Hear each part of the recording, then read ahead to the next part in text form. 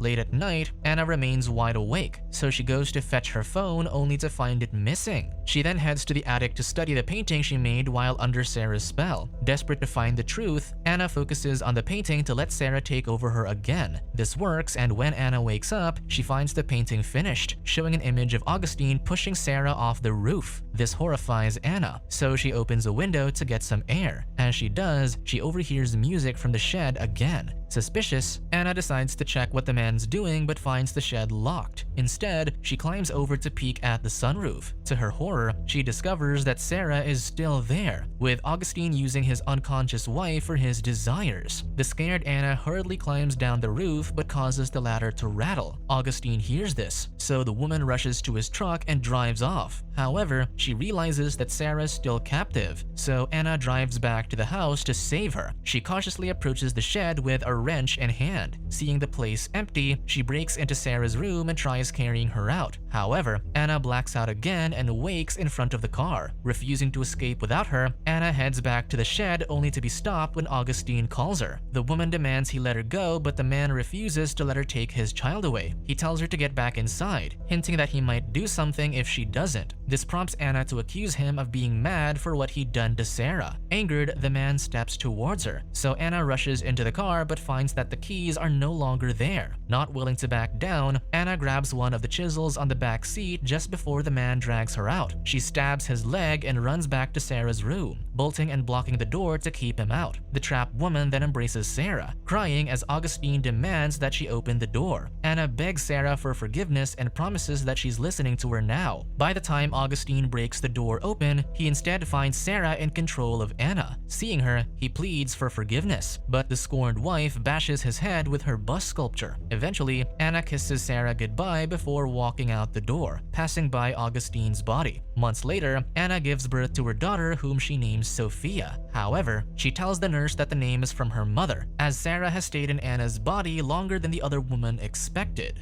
Subscribe to watch more videos like this, turn on notifications and leave a like to help the channel out. Thank you for watching.